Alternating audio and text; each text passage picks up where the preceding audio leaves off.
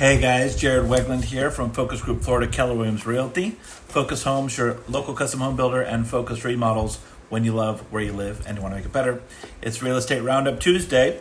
Let's look at the headlines.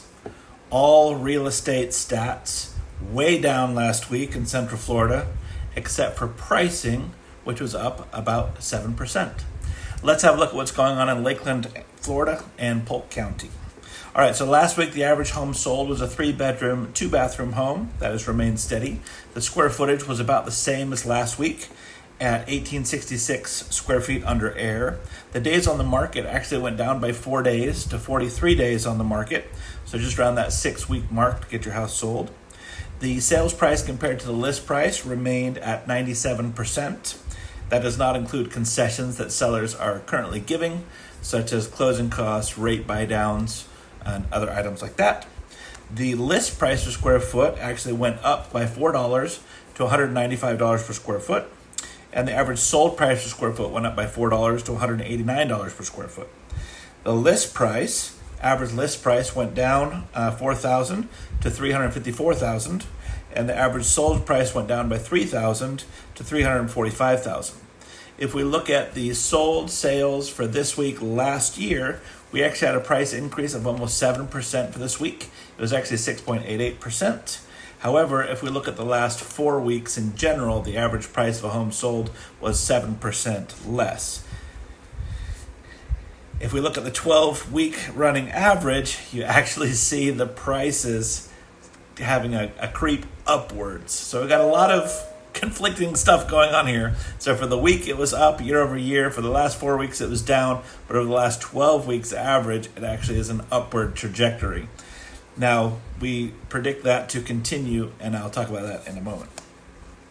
All right, listings. Everything way down. No surprise. Hurricane Milton destroyed everything.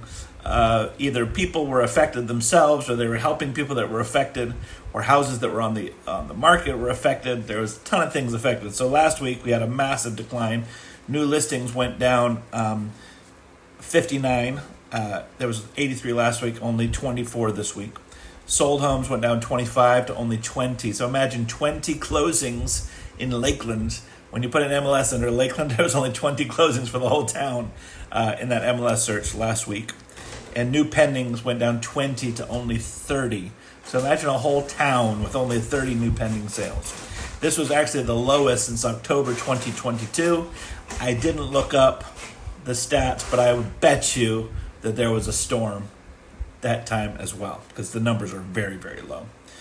We did have only 80% of the listings, 80% of the new pendings, homes taken off the market, were replaced by new listings, so we had a decline in listings. In Polk County, similar stories, everything way down there as well. Interestingly, the cancellations withdrawn expired listings basically stayed the same, not a whole lot of change there.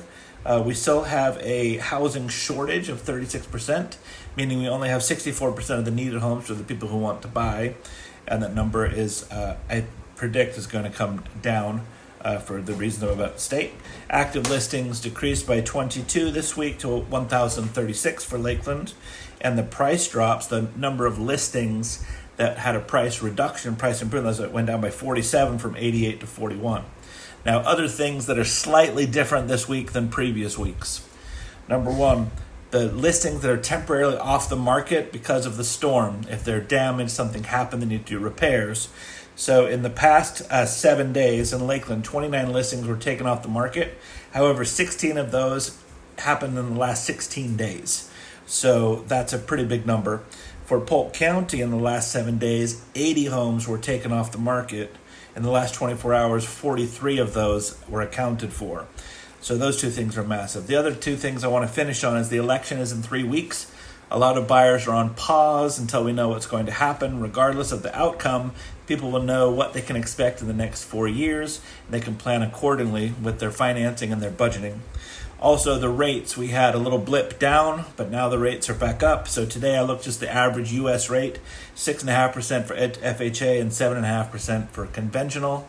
So it looks like there's going to be a lot of movement, although people are saying that will change over the next year.